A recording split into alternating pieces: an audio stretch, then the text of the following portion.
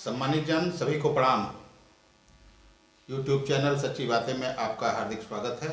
मैं राजेश पटेल। अपने चैनल के माध्यम से मैं क्रांतिवीर यदुनाथ सिंह के जीवन संघर्षों की मैं चर्चा करता हूँ। उनके ऊपर मैंने किताब लिखी है तू जमाना बदल। एक आज उनके जीवन में जो अहम मोड़ वाली घटना है उसे मैं आज बताने जा रहा हूँ। आप लोग चैनल पर अंत तक बने रहिएगा, नहीं तो ये बहुत बड़ी घटना आपसे छूट जाएगी।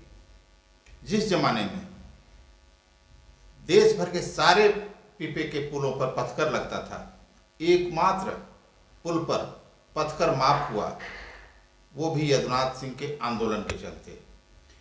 इसी पथकर माफी आंदोलन ने उनको युद्धनाथ बनाया। यदुनाथ सिंह को युद्धनाथ सिंह बना दिया इस पथकर माफी आंदोलन ने। लोगों ने युद्धनाथ सिंह कहना शुरू कर दिया। बात 1971-72 की है।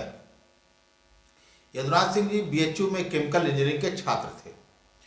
गंगा के इस पार रामनगर की ओर से बीएचयू या अन्य शैक्षणिक संस्थानों में अध्ययनरत छात्रों, दूधियों सहित अन्य कार्य से बनारस जाने के लिए बरसात के अलावा शेष तीनों मौसम में एकमात्र साधन गंगा नदी में बना पीपा का पुल था।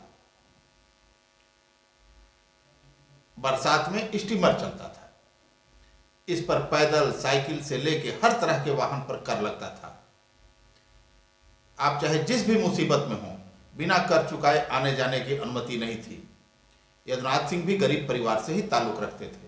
इनको भी साइकिल से आने जाने के लिए पथकर देना ही होता था। इनके दिमाग में आया कि यदि पथकर माफ हो जाए तो रामनगर, मिर्जापुर जनपद के चुनार, नारायणपुर, जमालपुर सहित चंदौली के आसपास के लोगों को बहुत राहत मिलेगी। फिर क्या था? अपने गांव चुनार विधानसभा के नियामतपुर कला गांव निवासी दौलत सिंह, रामनगर के पन्नालाल, रविंदर यादव, सरदार सतनाम सिंह, लक्ष्मी नारायण कुशवाहा, सतीश मेहरोत्रा, श्यामाकांत पाठक, सूरज मास्टर, मिल्कीपुर के समी मोहम्मद मिल्की, अब्दुल सत्तार, पन्नालाल, रामदुलार कुशवाहा, हरबंस सिंह सहित कुछ अन्य साथियों को लेकर पथकर माफ कराने के लिए आंदोलन शुरू कर दिया। इसे खूब जन समर्थन मिला। आम जन से जुड़ा हुआ मामला था। लेकिन सरकार के सामने परेशानी यह थी कि इस पुल का पथकर माफ करने के बाद प्रदेश में अन्य सभी पीपा पुलों का पथकर माफ करना पड़ता। इसलिए निर्णय लेने में सरकार को करीब 1.5 साल लगे। इस दौरान घोड़ा जुलूस, गधा जुलूस, शांति मार्च, मशाल जुलूस, धरना प्रदर्शन, नुक्कड़ सभाएं आदि की जाती रहीं। पथकर न देकर सविनय अवज्ञा आंदोलन करने वालों को पुलिस की लाठियों का शिकार बनना पड़ा। जान बचाने के लिए लोग गंगा में कूद जाते थे। एक बार की बात है, पुलिस व रामनगर पुल के ठेकेदारों ने उन्हें रामनगर पीपा पुल पर घेर लिया। उनसे बचने के लिए पुल के नीचे लटक गए। फिर मल्लाहों ने उन्हें नाव पर लेकर अज्ञात स्थान पर पहुंचा दिया। पुलिस वाले हाथ मलते रह गए। इसके बाद भी आंदोलन में पुलिस वालों ने पिटाई करके इनके हाथ और पैर को तोड़ दिया। इतना तोड़ा कि रामनगर गोला घाट के निवासी लालमन साहब ने उस समय एक गाना भी बनाया। नेताजी का पिठिया देखा, पुलिसन का लठिया देखा, हाय रे निर्दयिया बन के मार मार गोड़वा देहलन तोड़। आखिरकार जनता के इस अहम मुद्दे की जीत हुई। सरकार की हठवादिता की हार। उस समय के मुख्यमंत्री पंडित कमलापति त्रिपाठी जी ने पीडब्ल्यूडी मिनिस्टर श्री अनंत राम जायसवाल को निर्देशित किया। तब उन्होंने छात्रों की इस जायज मांग को मान लिया। आदेश में बीएचयू जैसे विश्व प्रसिद्ध शिक्षण संस्थान का जिक्र किया गया था। इस आंदोलन के चलते उन हजारों लोगों को राहत मिल गई जो पैदल, साइकिल से या अन्य किसी साधन से रामनगर की ओर से रोजाना बनारस आने जाने वाले लोग थे। इस आंदोलन में शामिल रहे भभौरा, मेरे गांव के जय नारायण तिवारी जी बताते हैं, पथकर नियम का विरोध करने पर हर कदम पर पुलिस की लाठियां खानी पड़ती थी। चोट कम लगे इसके लिए पुलिस जब लाठी तान कर मारने की मुद्रा में होती तो तेजी से एक कदम आगे बढ़ाया जाता। इस तरह से कभी कभी पीपा पुल का पार करने में जितने कदम चलने पड़ते उतनी लाठियां पीछे लगती थीं। अब तो पीपा पुल की जगह पक्का पुल बन गया है, लेकिन इसके पहले जो लोग पीपे के पुल पर बिना कोई टैक्स दिए आना जाना करते थे, उनमें से अधिकतर को नहीं पता रहा होगा कि इसके पीछे हुई क्रांति के अगुआ कौन थे।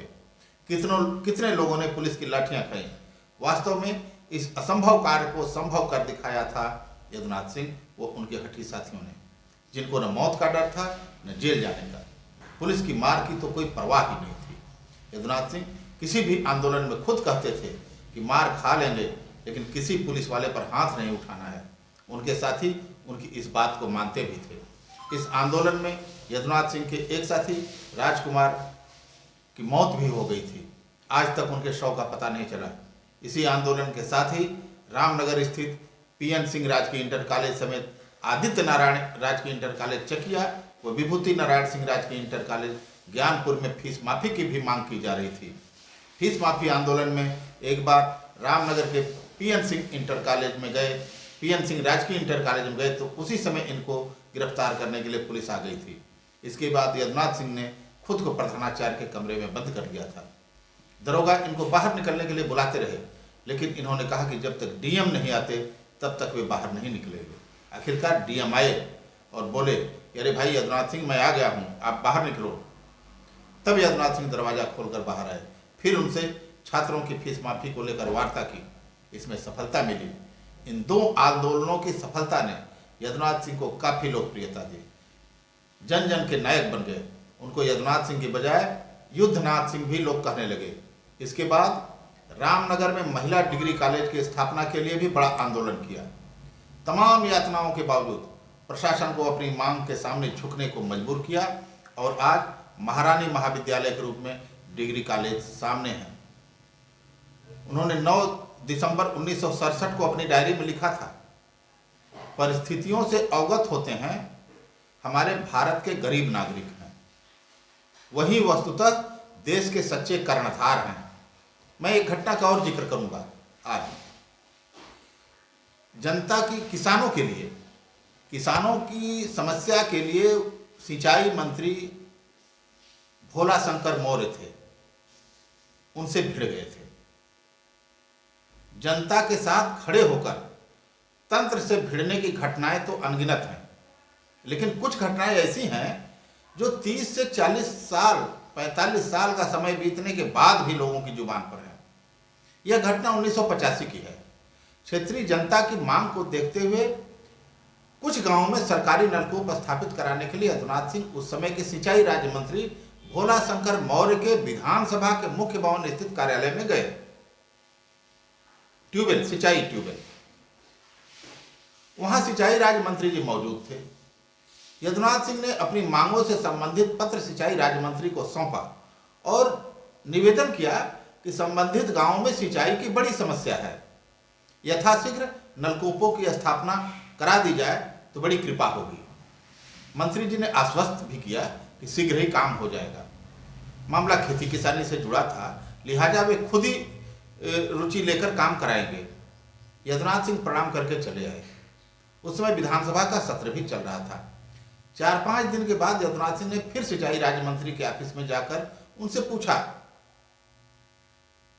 मंत्री जो भोला शंकर मौर्य, उस समय यदुनाथ सिंह को बड़ी हिकारत भरी नजरों से उन्होंने देखा।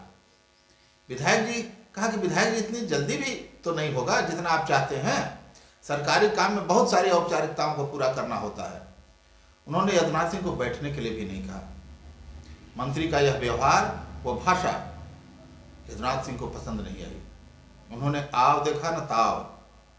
मंत्री को जवाब दिया कि फिर आप सरकार की इस कुर्सी पर बैठने लायक नहीं हो। यह कहते हुए उन्होंने कुर्सी से उनको उठा दिया और मेज पटक दिया, उलट दिया। हाथापाई शुरू हो गई। एकाक 2 फैट दिए भी, तभी सुरक्षा कर्मियों ने आकर मामले को संभाल लिया। इस घटना की खबर कैबिनेट मंत्री लोकपति त्रिपाठी जी को मिली तो वे तुरंत लगभग दौड़ते हुए सिंचाई राज्य मंत्री के कक्ष में आए और दोनों को समझाया। चूंकि पंडित लोकपति त्रिपाठी जी बनारस के थे, इसके नाते वो यदुनाथ सिंह को जानते थे। उनको पकड़कर अपने साथ ले गए अपने चैम्बर में। यदुनाथ सिंह भी उनकी खूब इज्जत करते थे। उनके कहने पर शांत हो गए। फिर त्रिपाठी जी के प्रयास से ही दोनों में सुलह हुई। लोकपति त्रिपाठी जी चूंकि सिंचाई विभाग के ही कैबिनेट मंत्री थे, सो उन्होंने कहा कि आपकी सारी मांग पूरी की जाती है। उन्होंने तुरंत चुनार विधानसभा क्षेत्र के अलग अलग गांवों के लिए 5 नलकूपों की स्वीकृति दे दी। ऐसा व्यक्तित्व था। उन्होंने 12 दिसंबर 1967 को डायरी में लिखा था, अपनी डायरी में, मानवता का स्पष्ट चित्रांकन निर्धनता है।